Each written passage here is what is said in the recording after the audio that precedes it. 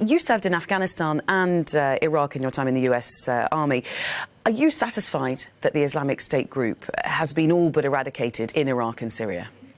Well, clearly it has not been eradicated, and I think the administration has been fairly clear, though not probably clear enough, to differentiate between what they mean when they say that their physical caliphate has been defeated and then that the ISIS itself as an ideology continues to live, because military forces can go in and take territory from a force that's holding it, and they've successfully done that. But what we can't do is we can't defeat an ideology, because that's an idea of the mind, or it's a political issue, and you can't defeat a political idea with military forces. So what's appropriate is to withdraw the combat forces from an area once the combat mission is done, and then you turn to a counterterrorism mission with different philosophies and different forces to fight effectively after that. That's a really interesting point, that the ideology cannot be undermined, cannot be destroyed via military aims. When we talk about that counter-terrorism operation that you'd like to see put in place, what does that involve?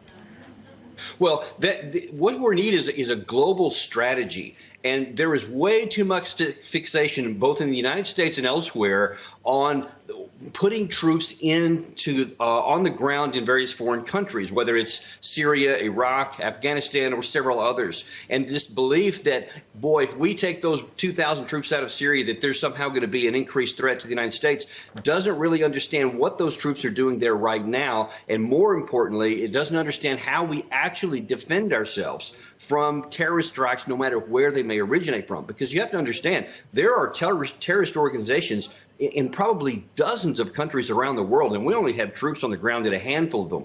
But we have to keep ourselves safe from all of them. And we have to just really decouple this idea that you keep yourself safe here by having combat troops on the ground in other countries, because it's just not true.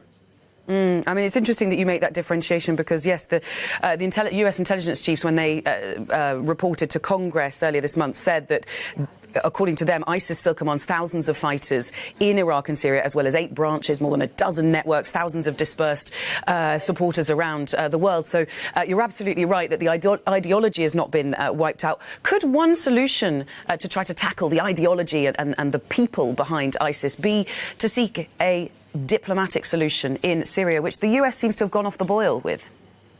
Well, that's a civil war that's going on there. There are so many sides of that, and the United States is actually not part of that. So we can certainly encourage them to find a diplomatic solution. The Russians are trying some things.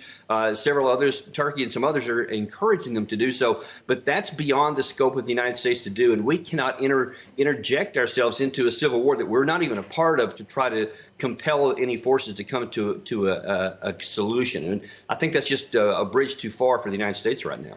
But isn't there a problem that the danger to the US on its own home territory of returning jihadists will continue unless the ideology is wiped out? And so perhaps it is still within the US's interest to try to seek a diplomatic solution in Syria. Well, certainly, of course, we should always be working towards diplomatic solution. But when you have a terrorist organization that's bent on your destruction or on attacking you, there's not a lot of negotiating that can be done there, because they don't actually desire to negotiate. And that's a requirement for you to reach a diplomatic solution.